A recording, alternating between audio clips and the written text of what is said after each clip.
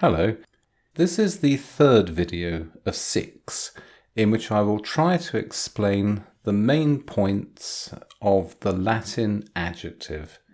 In this third video, I want to discuss the comparative degree. That is, I want to explain how in Latin you say things like John is taller than Richard. Because the second video in this series was very long, I have already said most of what it is necessary to say about adjectives as adjectives. Therefore, I expect, or at least I hope, that this will be a considerably shorter video than the second. I will begin with the base form of the adjective. When we looked in the last video at the positive degree of comparison, we went through a number of different forms, or a number of different sets of forms. Where the comparative degree is concerned, the number of different sets of forms is much reduced. Indeed, there really is one type of comparative adjective. You form this by adding ior, I-O-R, to the noun stem, and the noun stem is the part of the word that never changes. I'll show it this way. We begin with longus, long. That is the nominative masculine singular of a group 1 adjective. Take off the termination us, replace it with ior, move them back together, and there you have it. Longior. And to this you add the usual third declension endings. Here they are. We'll start by setting up the rows on the table, singular and plural, and within these the nominative, accusative, genitive, dative and ablative cases. And from here we will move to longior, longer. And remember that where third declension, or group 2 adjectives are concerned, the masculine and feminine forms are identical. You cannot tell a third declension adjective's gender simply by looking at it. You need to look at the context, or you need to look at the gender of the noun that it qualifies. Here is the nominative singular, longior. It's a bit like our longer, isn't it? And yes, it is like our longer, because remember that although the point of separation was many thousand years ago, English and Latin are both descended from the common Proto-Indo-European language that emerged in southern Russia at around the time that the last ice age ended, maybe 10,000 years ago, and that then began breaking up into separate dialects, and then separate languages, and then separate groups of languages about 6,000 years ago. So longer and longior, these do show a relationship. The stem, long, and the comparative marker, ior, are all you need to show the nominative. To this, you then add the usual third declension endings from the accusative onwards. So longior, longiorem.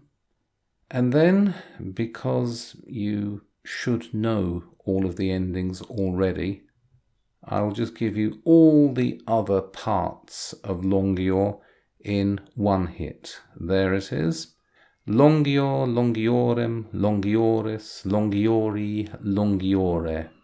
Very straightforward. Let us then look at the neuter form of this adjective, because remember, third declension, or group 2 adjectives, have no separate forms for masculine and feminine, but they do have slightly different forms for the neuter. And here are the differences in that rather bilious yellow. Notice in the singular, not longior, longiorem, but longius, longius. And notice for the plural, nominative and accusative, longiora, longiora. But that's it. Here's the rest of it. Identical in all the other cases. And those are the forms of the comparative degree. A great deal less to look at than with the positive degree. This being done, let's pass to the uses of the comparative degree. Let's see how the comparative degree is used. And mostly this is identical to English, give or take a few differences of word, of course, or it is fairly similar. Have a look at this sentence. Antonius grandior erat quam Caesar. This translates exactly into English. Antony was taller than Caesar. Notice how quam and than serve exactly the same function. When you see a statement of that kind, you should have no trouble recognizing it and understanding it. It is an exact counterpart in Latin to how we in English use the comparative degree. But have a look at this alternative form. Antonius grandior erat Caesare. That means exactly the same. Antony was taller than Caesar. But here you have something which we do not use in English. In Latin it's called the ablative of comparison. There is a similar construction in Greek called the genitive of comparison. There is no functional difference between these two different forms. Antonius grandior erat quam Caesar means exactly the same as Antonius grandior erat Caesare. There is no difference. It is simply two alternative constructions, and it is up to the taste of the writer or the speaker which one is used for any particular statement. Beyond that, a few further points. The first is that a comparative is sometimes used after quam where English would require a positive. Have a look at this. Opinio erat gratior quam verior. Literally, his, in brackets, but his opinion was more popular than truer. You can't say that in English. I do know that people do say that. When I was a boy, I was corrected for saying it. You shouldn't say it in English, or we mostly don't say that in English. What we would do is say his opinion was more popular than true. But sometimes in Latin, you use two comparatives, one after the other. So, opinio erat gratior quam verior. His opinion was more popular than truer. Look out for that. It shouldn't cause you any trouble. You simply need to be aware that in this respect, Latin usage sometimes deviates from what we are accustomed to see in English.